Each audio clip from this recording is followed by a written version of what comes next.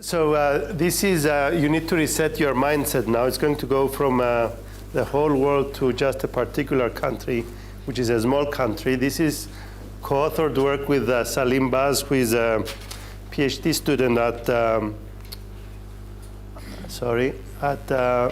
Imperial, and Lara Cathcart, who's my colleague at Imperial. And it's motivated by this from dollars to Lollars quote that came from a Lebanese banker, actually. And I'm going to try to, so it's going to be a kind of a case study of this small country. And it's a bit motivated by my experience. I used to be, between 2009 2013, I was in Cyprus. And there was a big crisis there back then. And I wrote an economic policy piece on Cyprus called From Boom to Bail-in. And this is kind of similar. So there's going to be similarities, but there's a few differences that are important. And I kind of, we're going to use the, some sort of what we know in many economics models, both data and theory, to tell the story and see whether it adds up. Now, this is ongoing. The reason it's interesting, and it might be related, these crises tend to happen. I've been thinking about this for, so these big crises are like 100% of GDP crisis, not like 10% of GDP. You need bailouts of, we're talking about GDP numbers now. That's how we count them. They tend to happen a lot in smaller countries, Iceland, Cyprus, Lebanon, maybe there's something there. But it could be the case that they will be happening in more bigger countries as well. So it's kind of a very big crisis. I'm going to show you those numbers. It came back to, there's a very recent World Bank piece. The IMF keeps writing about this, but to no avail, and we'll discuss that. It came back to a very stable 1,500 Lebanese pounds to USD. That was a very fixed exchange rate for a very long period of time. And this has not been resolved yet. And we're going to see why. When we talk about GDP, this is GDP fall. This is like the drop. This is before COVID, okay? This is not COVID related. This is before COVID, a 5% drop in GDP, and it's worse since. You cannot even count it now because the currency goes from the 1,500, goes to the 25,000. It's worse now. This is the kind of black market one. The official one, at some point now, it's at 15,000. That's what they use to count things. But really, the one that is actually working is much higher. And this is kind of the crisis we're talking about. Inflation is similar. You go to the, if you draw it, it goes beyond the scale. It's above 200%, but it's much, much worse. The currency in circulation in Lebanese billions is, again, through the roof. It is a heavily dollarized economy, and we're going to come back to that. That's important. Now, in terms of historical background, just to set the stage, the country obtained its independence from France in 1943. There was a civil war. It's potentially a part of the issue. It's a very heterogeneous country in terms of ethnic and religious lines, and they have a complicated constitutional system of how you elect a president and who is allowed to be a president and vice president in terms of religious affiliation. So that's kind of something that might come up. But there has been stability since '97. That's when they established the peg. And the dollar is actually US. It's a legal tender, actually. So you can actually use it in transactions legally. Now, when you calibrate macro models, typically, the consumption to GDP ratio you kind of have in mind is around 60% of GDP. In Lebanon, the consumption to GDP ratio ranges between 82 and 92%.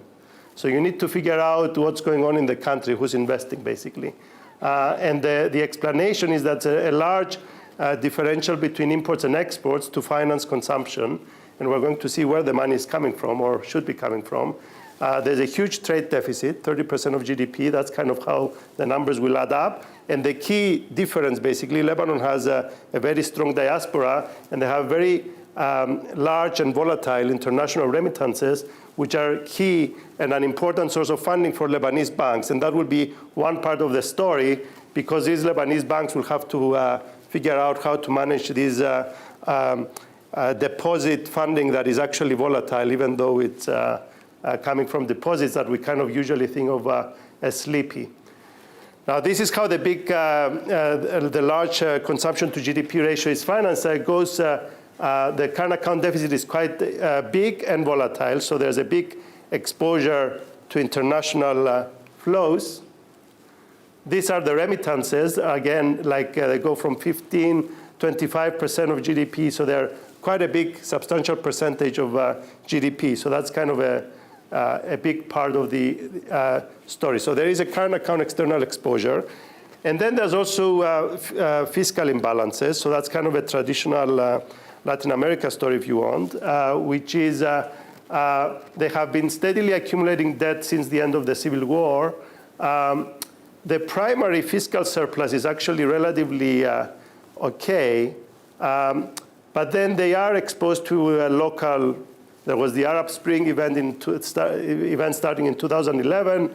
There's a big civil war in Syria, which is a neighbor, large influx of Syrian refugees into the country. So that's an international exposure that's big. And then if you take into account the interest on this debt, the total fiscal expenditures are much bigger than the fiscal revenue. So the fiscal deficit, if you add everything up, is 10% on average from 98 to 2018, which means that your debt to GDP ratio has been rising over time.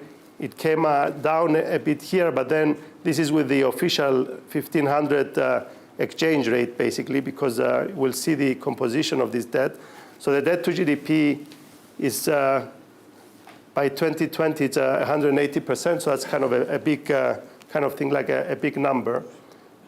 Now, in response to these rising fiscal revenues, the standard trick, which is kind of what happened in Cyprus, is you say in the era of global low interest rates, let's borrow internationally. So the proportion of foreign currency debt to GDP has risen over time to actually, this is the right-hand side. So this is so this goes to 40 to 50%. Half of the debt essentially is in foreign currency, and the reason to do that is basically to reduce the interest rate cost you're paying on that debt. That's kind of your, that's a common trick. And of course, you run the problem of as long as your exchange rate is fixed, you're okay to do that. Now, this is the primary and total fiscal balance. It's quite negative. This is the average negative 10% if you add both the interest rate cost on that. So that's accumulating over time. So that's external exposure. So if you do all of that fiscal decomposition and you see where the money is going, the salaries and social transfers basically are the big component of where the government expenditures are being spent. So the point is that there is not a lot of capital expenditures, basically, not a lot of investment. So if you read the local press in Lebanon, they say, oh, we're doing it for reconstruction effort. That's what politicians say. This data is not consistent with that story. Now, so we have these external imbalances. We have the fiscal imbalances. That's kind of the standard thing, which is you observe in many crises. But then you also have the banking sector. And then Lebanon, like Cyprus, actually developed big commercial banks, which were very successful in attracting foreign deposits. And they came both from residents and non-residents. The deposits grew from 164% of GDP in 97 to 3 times GDP in 2018. This makes it one of the largest by GDP banking systems in the world, if you want. There's many reasons for this growth. There are actually good and bad reasons. There's banking secrecy laws. There's high interest rates that they managed to give, and we'll come back to that. These remittances are actually quite big, and they go through the local banking system. And during 2008, actually, they had a big, which also happened in Cyprus, you had a big increase in deposits exactly because of the global financial crisis. They were considered a safe haven, actually. So a lot of people put their money in these banks. This is the size of the banking sector. You have the resident deposits, that's the blue one, and you have the non-resident deposits going up over time. So it's a big banking sector. The question is, what do you do with these things? Now, one thing that's important is that these remittances, the year-on-year deposit growth of the non-residents, are a lot more volatile than the year-on-year deposit growth of the residents. So the banks, and then there's not a lot of paper in the banking literature on this, and there's some papers that identify this well now, which is that if you're having a more volatile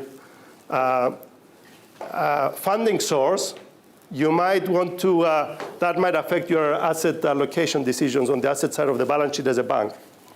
And we're going to see what these banks were doing or were trying to do to deal with that risk. So you have a Lebanese big balance sheet. Now, what were they doing with this money? So if you're a bank in Lebanon, what do you do with this inflow of cash? I mean, bankers are in the frame of mind that they need to make loans, I guess. Now, in this case, and this is, and there is an element of currency mismatch, but it's not of the typical type. The biggest part of the balance sheet, so 2/3 of the balance sheet, was actually going into government bonds, local government bonds, and deposits with the central bank, and that's where this crisis differs from many other crises, basically. Now, there is this sovereign banking diabolical loop that has been, was mentioned before. It's emphasized in many papers. You can argue why it's done. There is a home bias that you do buy the government bonds. That's this part. Now, the second part is more tricky, and we need to come back to that. And that has to do with the behavior of the central bank. And that's where the central bank becomes quite important, actually. And that's kind of something that is not typically in many of the models that we write down or that we think about. So I'm going to come back to that. Now, a natural consequence of having 2/3 of your balance sheet in these government, that are considered safe, right? They're government bonds, they're safe, have a fixed exchange rate that has been stable for 20 years. You put it in government bonds, you put it in deposits with BDL because they give you, the Banque de Liban is the central bank, because they give you a higher interest rate, you kind of think you're hedged. And a natural consequence is that you don't give much credit to the private sector. And we initially thought that, therefore, the currency mismatch is not a problem in this country because you only had like 1/3 of their balance sheet as loans in the private sector. But then we realized that this still existed. And the reason it existed is because it's a bit of an obvious reason. This is basically the loans to the private sector in local currency as a percent of the total banking balance line on the left. You go from 30% down to 50%. And so initially, we kind of thought when we saw this picture that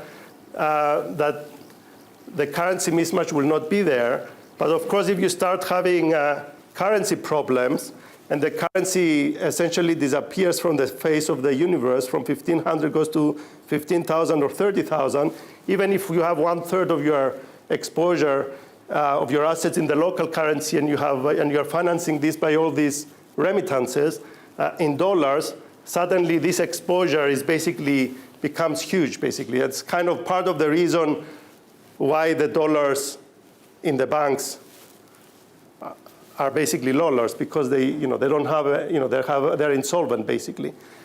Even if 1/3 of your balance sheet is exposed, they don't have any regulation of the type you talked about. So there is, which, in theory, if you have the fixed currency peg and the currency peg lasts, you're okay.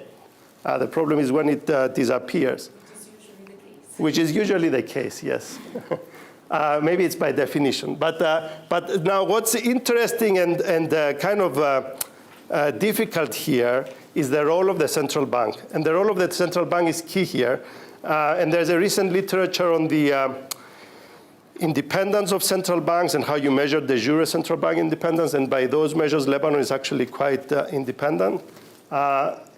We have trying to write we have a paper on de facto central bank independence, and the idea is it's de facto central bank's independence that should matter, and I think this fits well into that idea, basically. Now, what are these guys doing? The balance sheet of this BDL grew faster than the Lebanese economy, so you can argue quantitative easing was not discovered just in the US. They are buying a lot of bonds here the whole time, these guys. So they go from 73% to 3 times GDP by 2019. And the reason for that is you have all these banks getting all these remittances, and they're depositing a big part of that in dollars in BDL. Now, these guys were offering actually higher interest rates. There's 3 interest rates that are important, that are relevant here. Then we have only 2 in the paper. One is the interest rate that you get in local currency deposits in LBP, in Lebanese pounds. The interest that you get in USD and from the banks, and the interest that you get in USD when you deposit at the central bank. The relevant one for this is that the central bank was offering higher interest rates to the banks than the banks were basically paying out to their customers, and that's why it was attractive for the banks to put their money here. That's one way to solve the volatile deposit flows. Now, why did the central bank do that? And what did they do with these deposits? And that's kind of where the thing will become quite interesting, in the sense that you kind of think that these are secure. They're dollars, and you put them with the central bank. As a bank, you kind of think you can sleep at night, right? I mean, it's dollars that you put with the central bank, okay, even at the now, the central bank was essentially trying to support this fixed exchange rate. So that's kind of the simple thing, which meant that the foreign currency reserves that they had were decreasing quite rapidly, from 71% of their assets to 17%. So this kind of reflects both the large cost that they were paying to the banking system for these dollars, but also the increasingly unsustainable currency peg. Now, if you are the central banker in Lebanon has got a lot of notoriety. He's actually the longest serving central bank governor in the world. He was appointed 4 times, 6-year tenure, 99, from 99 to now, basically. 4 times he was appointed. Last time was 3 years ago.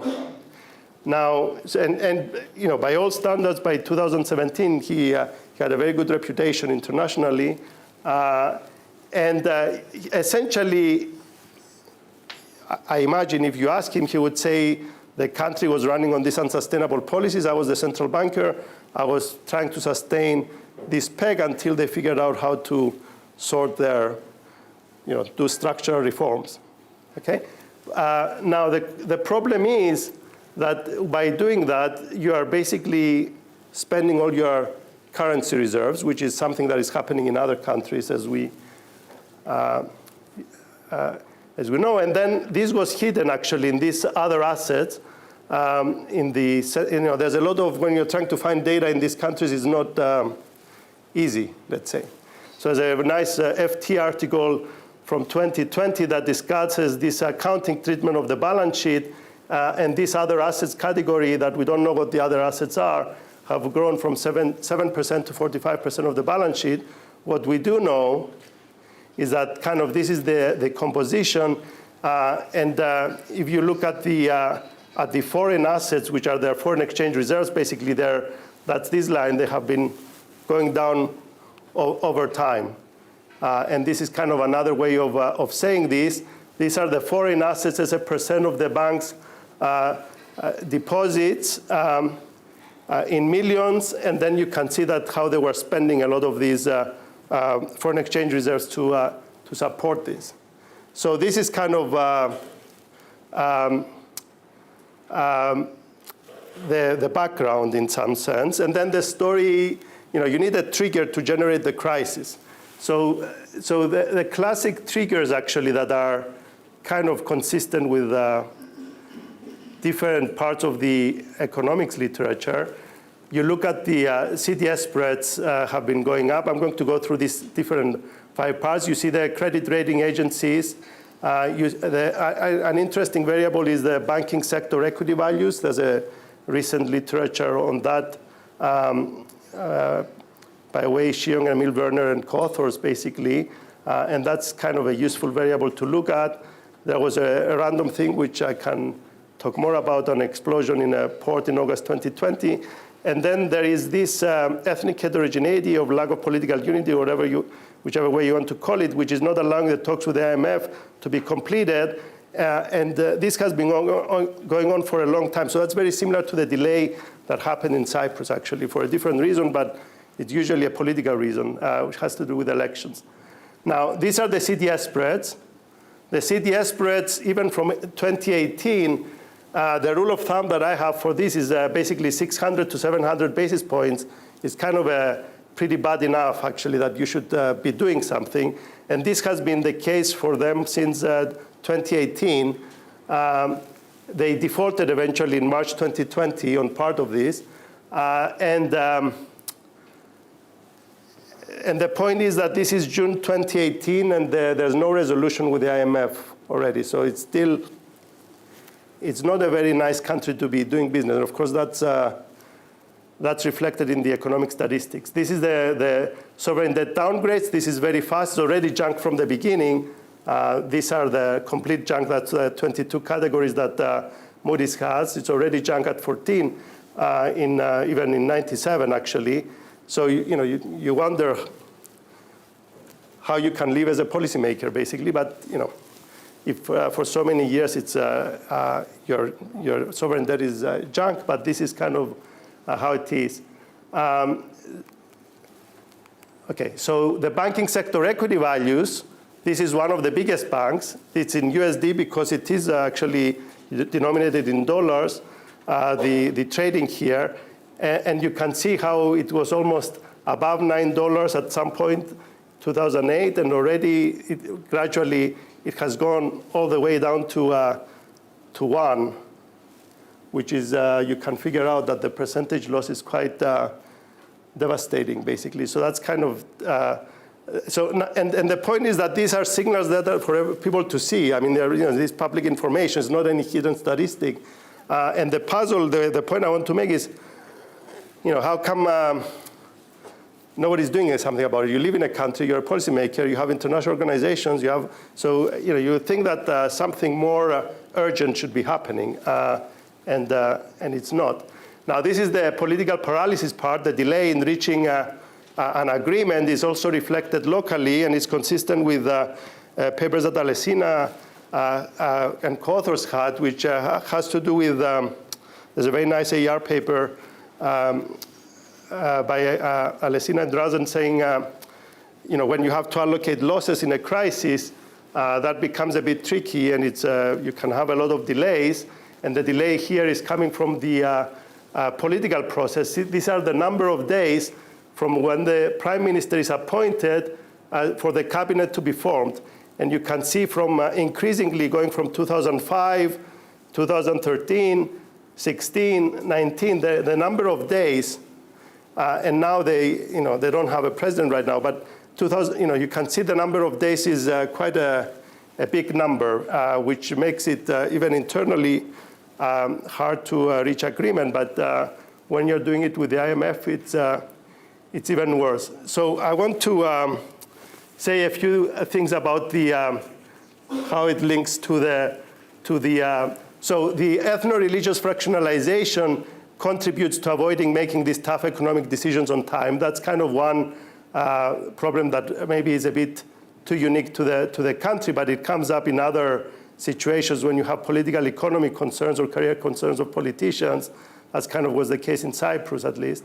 Then you have twin deficits. That's kind of a more classic approach that exposes you to this vulnerability. Now, this fixed exchange rate, it was fixed for a long time at the wrong level, at a very strong level. So that's kind of a problem. And this, generated a classic currency mismatch problem in some parts of the balance sheet. Now, the central bank, if you're a central banker in this environment, you have a difficult task, but it's not obvious what you should be doing, but getting US dollars from the banks at the high interest rates and using them to support the peg, hoping that eventually things will work out, maybe it sounds a bit too wishful thinking, basically. And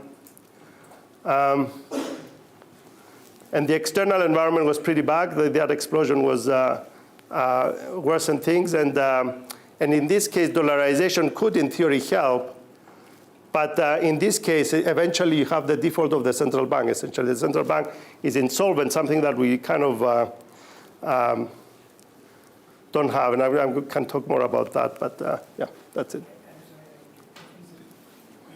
Currency peg, you showed us the exchange rate appreciated billions of %.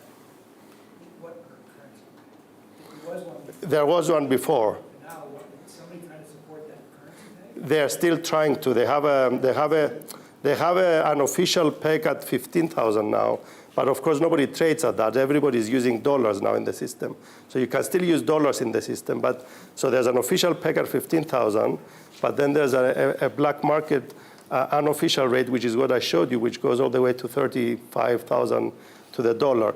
So if you go to Lebanon right now, if we all go to Lebanon right now, have the conference, we'll all pay in dollars, basically, our expenses.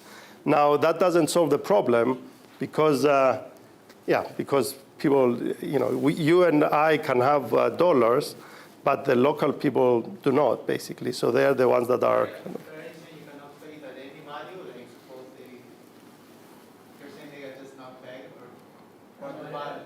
No, I just don't know what the peg is when the exchange rate is. Okay. No, but now if you try to peg, you're saying they cannot possibly do that. Okay. Let's go to the discussant and then have a questions first. This is yours. Is this for me? I don't have a presentation. Okay, thanks. Okay, so I don't have a presentation. Mamokete, Lijane from ABSA. Hi, guys.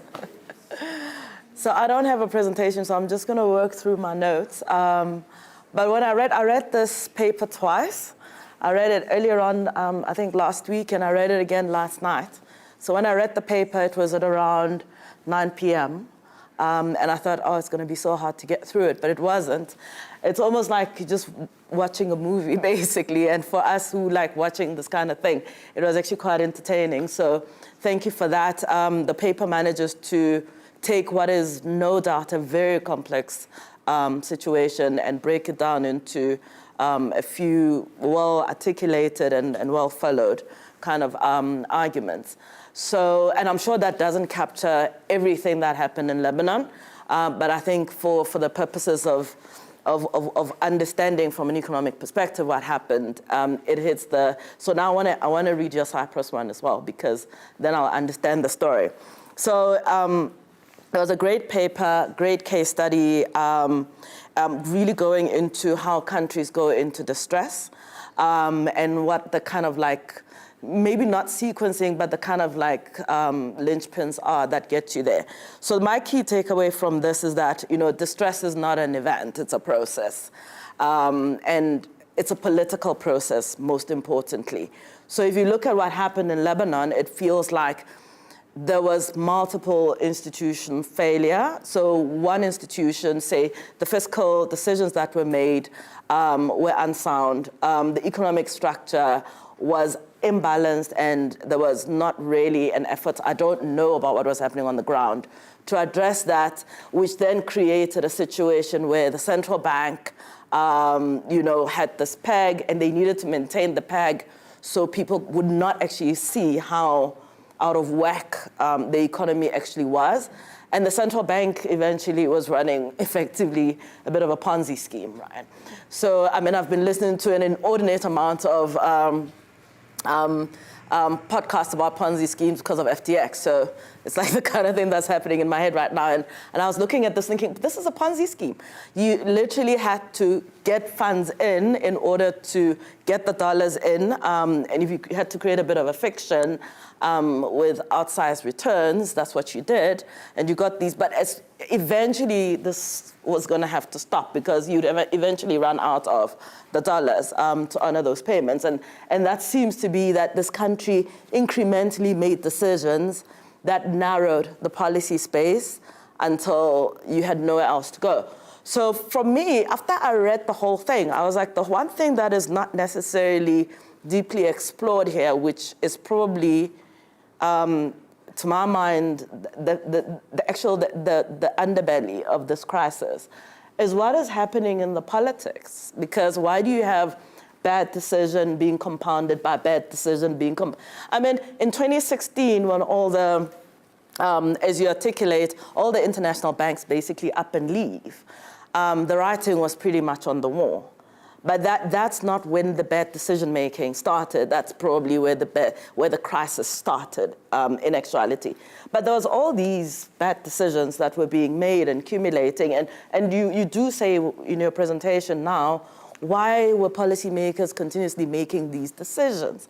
And for me, I think this really speaks to this idea and the fact that economic crisis is not an economic phenomena. It's a political phenomena. So, you know, when you talk about Lebanon having come out of a civil war in 95, that's just the other day. It's not that long ago. And that they had these sort of political arrangements and this inability to form coherent government. And even at the end, you get to this IMF program, and there's now how is the central bank and government and who is this, and Parliament disagreeing on what the cost of all of this is. So you even now there's still this evidence of I don't know if it's incoherence or what the word is, but there isn't a united sense that there is one country that's pulling in the same direction. So you speak about that diversity in ethnicities, etc. I don't know Lebanon, so I don't know if that's what the drivers are. But if that is the case, I suppose just extending this case study then into the broad emerging market context, this idea of a lot of diversity and diverse ethnicities within countries is very much in play in Africa. You see it in Nigeria, you see it in Kenya because of how the borders were drawn, right? This of countries just coming out of conflict is very much in play in Africa as well. So if this is a constraint, I mean, I would like to see a lot more research into what does it really mean for policymaking. In South Africa, we have a similar kind of problem brewing. We're hoping we'll somehow bypass the whole thing, fingers crossed. But we are going into an era where we're going to have to deal with coalitions out of hegemony. What does that mean for policymaking? And what does it mean for continuously getting one bad decision after one bad decision after one bad decision, where everybody is basically conscripted into keeping the fiction essentially alive, that you're in a country that actually is functional when, like Lebanon, clearly never was sustainable and never was functional. So, I mean, I was entertained, but I walked away with more answers, more questions than answers, and I must say more concerned than not from the paper. So that's the sum total of my... Thanks, Mamokete. That's actually a good point. I mean, it gets a bit tricky writing these papers sometimes because, like the original version I had with Cyprus, for example, was more... politics is quite important, and but then it gets a bit tricky to be too deep. You need to strike a balance between being diplomatic at some level and then being outspoken as an academic. So it's a bit of a tricky balance to do. In Lebanon, it's especially tricky because part of the reasons, and we don't have a discussion of that, but part of the reasons the IMF discussions are failing is because of the international dimension, West versus East, if you want, or West versus Iran. But and we don't have any discussion of that in the paper. But I would like to hear what the former IMF people would have to say, I guess.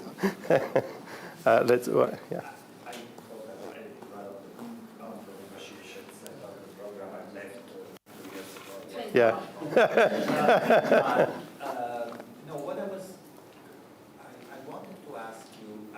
more about the central bank balance sheet.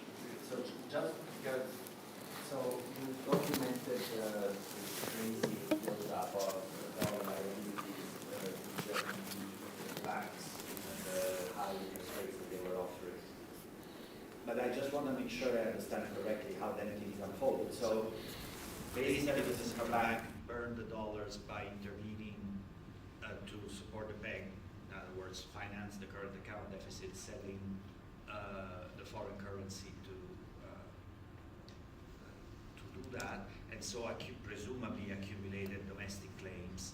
I wonder where was this primarily government bonds, or and so it ended up basically with long government, very long government bonds and short effects. Given that they had most of the reserves and on the first bank. Yeah, so It was fundamentally completely bankrupt, fundamentally completely insolvent. Is that the picture? essentially, there's not exact information. You cannot give a precise answer to that. The central bank governor was actually asked this question, what were you doing actually with the money you were getting? And he responded in a very famous response to the FT, was Financial Times, was that we are doing financial engineering. And that's how we are basically he was saying we're too smart for all of you guys, and that's how we're keeping the peg constant. But of course, they were losing money all the time. I mean, they were basically spending these reserves. I mean, that's what was happening. Now, there is a big, this getting through these balance sheets, especially if the government wants to, if the central bank in this case wants to hide, these other assets categories, like half of the balance sheet, nobody knows whether it's just an accounting thing. So they're hiding everything quite well. So it's okay. Yeah. Yeah. Just to follow up on that question, I was wondering, first part of the question, did they give a lot of information on what that other assets class was on the balance sheet that was growing? Just other assets? Not really. It's No. just called other assets. No. It's there's a big no information. So one of the big four accounting firms decided not to sign the accounts in the last year. So they So then just yeah. comment, Yeah. which was just, I do think it's interesting. I mean, you highlight the political aspect to this, and I think it's not a particularly unfamiliar one, and maybe it's one that should have maybe more airtime in the sense that my impression of currency crises or banking crises are often linked to political crisis, and suggestions that they're not are often, in retrospect, kind of re-examined to be different. And so I think that, for example, Bill Nelson, previously of the Fed, talks a lot about the free banking crisis in the US at the time and how that was entirely politically driven around regulation on what banks had to have on the asset side of their balance sheet. And it was toxic government debt, essentially. And if you re-examine most crises, it has to do with we what's agree. happening in the We asset agree. side. Yeah. Yes, so We agree. I didn't Let's find anything, yeah. unusual. So I really want to thank you for this paper. What makes me very concerned is this is almost a blueprint of what's happening in the largest economy in sub-Saharan Africa, which is Nigeria, right? We're sitting with similar situations there. One comment from my side, what the central bank is doing is they're blocking funds, right? So they're just not supplying external liquidity to businesses and people can't access their hard currency. So the funds are blocked within the country, and this is just building up. And what's also very interesting is that Nigeria is probably one of the biggest crypto markets in the world. So individuals use the cryptocurrency as a hedge against these currency, access to US dollars, but also the depreciation in the parallel. Yeah. When you're desperate, you do a lot of things. Yeah. I just also have a follow-up question on Maria's, because he said, well, then the liabilities were basically those deposits that the banks put, right? That the assets could be government. But I was just wondering, what was the interest that the banks got? You said they were very high. And my second question was, did the banks pass it on to the customers? Because my first question is, how do they have so many deposits? The remittances explain some part of it, right? And we see this in other emerging markets, but that's not the whole story. So people must want to put their money to the bank, and I assume it's because the high interest rates are passed on. Yeah, so they had around, let's say, think of a range of USD deposit rates with the commercial. So if you're an individual putting your USD dollars there, you were getting on average between 3 to 5%, and that's why these deposits actually went up in 2008 with the global financial crisis. So 3 to 5% you were getting from your commercial bank. The commercial bank then deposited, had actually an incentive to go and deposit this at the central bank at the same denomination, US dollars, and the central bank was giving you an average 2 to 3% on top of what you are giving to your customers. So they were making on 2 to 3% on top of what they were. So they had a 2 to 3% spread basically. Which is and they were, and the central bank was using all of that basically to support the currency. That's kind of the story basically. And then, however long that lasted. I have one question. You said that one of the big four auditors refused to sign off on central bank accounts this year. Yeah. How did they sign off on the same kind of accounting all the other years? Well, yeah, there's secrecy on that. It's a tricky question. Yeah. So comment on South Africa, keep the exchange rate flexible? Yes, thank God. At least we have that. Some movement on going fixed, flexible, I think has certain advantages. But if you were to map these to the typical currency crisis, type 1, type 2, type 3, isn't this just a Krugman balance of paper? It's very similar, but with the central bank role, which is the central bank and the politics is, it's lasted a long, Krugman, he says, we are going to figure it out and we're going to crush it in day one. No, you Depends on how many reserves you have. Exactly. Yeah, well, okay, yes. Yeah, okay, well, okay. Granted, okay, granted. When you cross the shadow rate, before Granted. you cross the shadow rate, Fair. you don't run. Fair, it's very similar, but the role of the central bank, and okay, But it's similar. you don't run on every fixed exchange rate. Every true. Fixed rate may feel like a Ponzi, but they're not until you cross the shadow rate, and that's when you run. I guess here is, unlike equipment here, you can have borrowed reserves that you can burn on top of your net reserves. Yeah, but that'll still keep you from. Of course, I'm agreeing with you. It's just that it postpones and that makes the problem larger when the run happens. And exactly. when they say, you know what hits the fan, it's a lot of it. Yes. This is exactly what I wanted to ask. In your opinion, given the politics is going to be ugly, as you know, right? So if you're the central bank, I think Laura's exactly right. You're better off not pegging. But if you're politically forced into pegging, would this then say, rather than burning your reserves, institute capital controls for the Fed?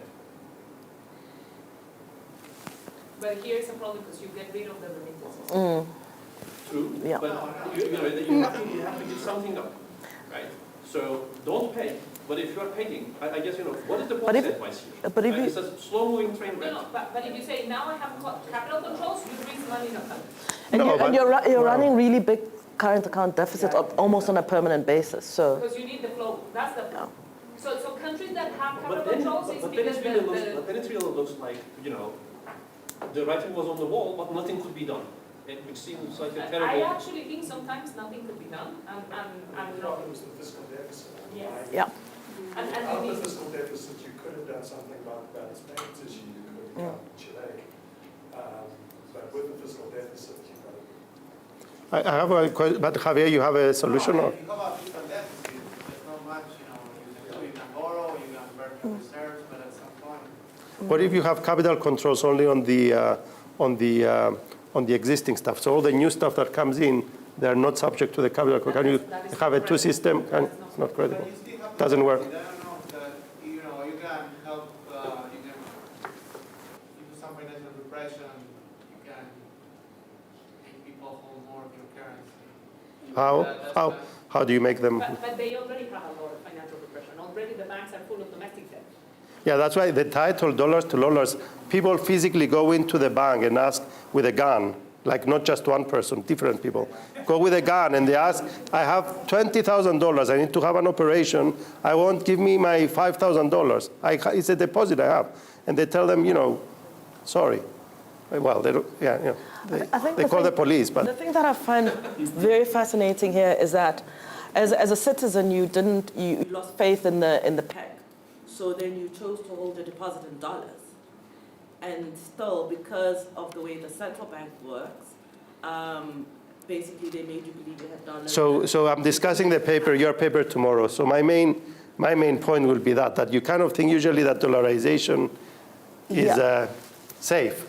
Yeah. Well, in this case, this is a counterexample that it actually, and you can argue, question mark, what is missing maybe from a model, but Argentina, what they did is de facto they got rid of dollarization and they specified. I mean, you're not allowed to access your But- dollars. You're limited to, I don't know if you want to do that in a Yeah. capital defense. you're limited to 4 Yeah. dollars a pound. yeah, okay. Well, Something else, I think it depends a lot on the policy advice on what was it an appropriate level of the exchange rate or not? Was it an exchange rate that was super overvalued? it was, yeah. Okay, you have high unemployment, you have no exports, then definitely you're gonna get out. But if the level of the exchange rate is appropriate, well then maybe yes, you'll abandon it maybe 10 years from now, but it's No, okay because Yeah, it's too strong an exchange rate, I think, but yeah. So I wanted to connect to the discussion. So it looks like they want to hold the peg. Yeah. Guys. So they want to hold the nominal peg, which means that the real exchange rate has been appreciating for 20 years. Yes. I guess the idea is to, because of these political and social problems, they want to stimulate consumption. And actually this is what you show, right? Consumption probably is rising. Yes. So I guess the issue is that they don't want capital control because they want to sustain this high consumption. And because these governments are like very short-lived, they don't care about, I guess, long-term or medium-term consequences. So the purpose of the current government is to sustain high consumption so that the system doesn't blow up. Yeah, no, I mean, my question is actually, Jean-Marie, actually, my question to you, I mean, the IMF has been in negotiations with these guys since at least 2019. And they still don't have, it's close to end of 2022, and they're still in a huge crisis for the people who live there. And they still, what is the mandate of the IMF? Don't you have to actually resolve a crisis when a crisis is ongoing? No? It needs to be sustainable. The plan needs to be sustainable. But they cannot sustain that? There, I rest my case. No, it's a good point, though. Somehow the system, political, religious, is not delivering any change that I see. meaningfully address the crisis. So I think that is what is, and I talk from complete ignorance. Yeah. I don't have any inside information on this. Yeah. But the role of the IMF is not to bail out countries, it's to have a sustainable plan. Yeah, This is the true. thing, but there is no, you need somebody. Whether you right? guys get the Somebody can Argentinian, deliver on it. is a deep treatment is different, but if it's not sustainable, you shouldn't get the money. Yeah. I wanted to. So that's the key issue, that sustainability is not. No, again, Argentina has received money and the whole thing is not sustainable. So, but in theory, it should be sustainable. Yeah. But I was thinking of something else about what is the role of remittances here. Because the role of the remittances have the function to keep your consumption, for there is a volatility that goes directly to the consumption. Therefore, for example, I was looking at this to the same. When you have a situation where the GNI is much bigger than your GDP, you have a building imbalance. Therefore, your consumption, in fact, is very high. Your consumption is already, is actually, for our looking result, the consumption is higher than your GDP. Therefore, all the relationship are, therefore you have a building weakness. Because your debt, your level of consumption depend on the remittances. But these one are volatile. These one put every time pressure, if you wanted, the political process, the fiscal side, etc., to cover this. Therefore, that there is a more, or maybe it's not political, but a more fundamental problem of how you stabilize a country that rely so much on volatile external remittances. Yeah, your This fiscal. is true for, you know, No, but that is Lesotho, El Salvador. Swaziland. That's El Salvador. Huh? That's El Salvador. Yeah, exactly, a lot, no, therefore, how you stabilize it, therefore, what is the function of a central bank in that case? Or of the government as a fiscal space, I guess, but yeah. Yeah. Just ask Comic, you want to see where something worked very well with IMF support? Look at Angola. Angola, Yes. it worked.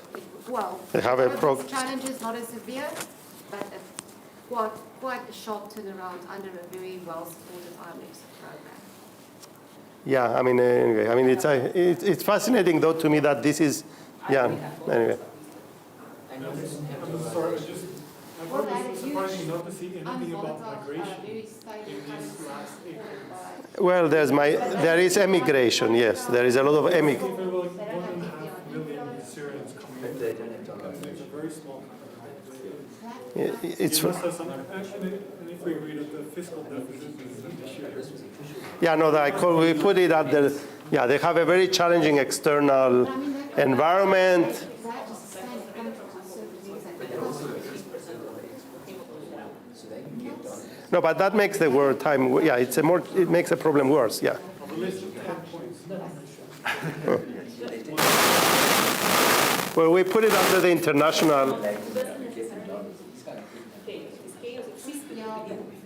we put it under the international, yeah. So what would you say is the key kind of takeaway? Because I cannot imagine the message in there for policymakers, because there's so much that policymakers didn't do here that they would have upfront known to do.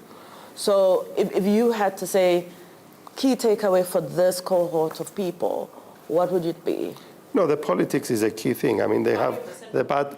Well, but that's related to politics, you see, because there's a reason he's there. This is kind of, you know, this is a very independent, if you took all the de jure central bank independence measures we use, and that's kind of why we have, so I have a paper with Vaso Ioannidou and two other co-authors, and Vaso has a paper coming out in the Journal of Finance where